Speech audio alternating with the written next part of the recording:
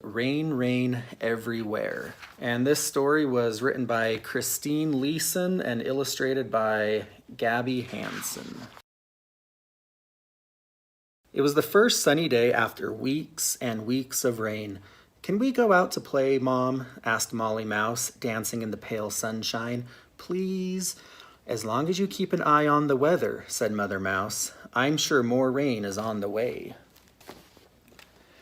Molly and her brothers and sister scampered across the fields. They chased each other around trees, puffy and white with blossoms. They hopped through the carpets of bluebells. They were enjoying themselves so much that they didn't notice it was suddenly getting darker. Plop! A large drop of rain fell on Molly's nose. Then another and another. Big dark clouds filled the sky, and the rain started to fall faster and faster. "We'll never get home in time," groaned Molly. "Where can we find shelter until it stops?" Just then a squirrel hurried by on her way home. She stopped when she saw the wet little mice. Her own family was safe and warm in their nest. She couldn't possibly leave the mice out in the rain. "Come with me," she said. "You can stay at my place." Squirrel ran ahead and bounded up a tree, but the mice didn't follow. "Your house is too high, and it doesn't look safe in this storm," sighed Molly. An old harvest mouse popped her head out of the long grass. "You can stay with me," she said kindly. "I have a nice warm nest of twigs."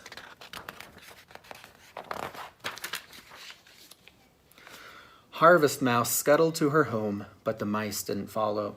They could see that her woven nest was far too small for all of them. Just then a little rabbit found the mice. "You can come to my place," cried Rabbit, "and join my baby brothers and sisters in the warmth of our burrow."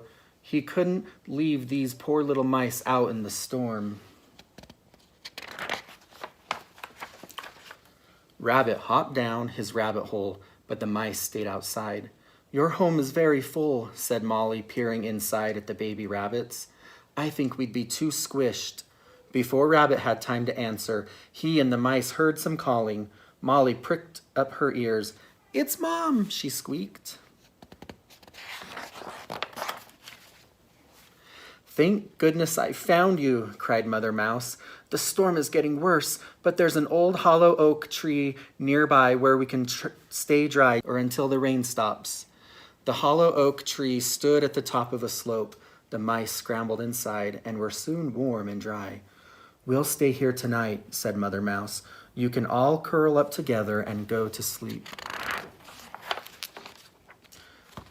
But Molly couldn't sleep. She lay listening to the roar of the wind and the pounding rain, and she was worried about her new friends. Would Harvest Mouse's home be destroyed? Rabbit's burrow might be flooded, and Squirrel's nest might be blown away. Molly looked at her family, sleeping snugly. She couldn't leave her friends out in the storm. Molly hurried outside.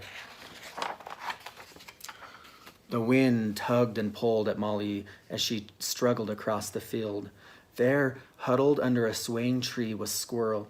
"You must come with me," said Molly. "We found the perfect place to stay." Just then, Harvest Mouse appeared out of the grass, looking tired and messy. "Can I come too?" she asked. "Of course," said Molly. As they made their way back, they passed Rabbit and his family, huddled under a bush. "You'll be nice and warm if you come with us," said Molly.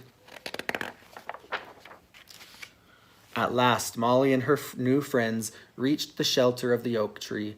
Outside, the wind battered the trees and flattened the grass, but inside, everyone was safe and dry.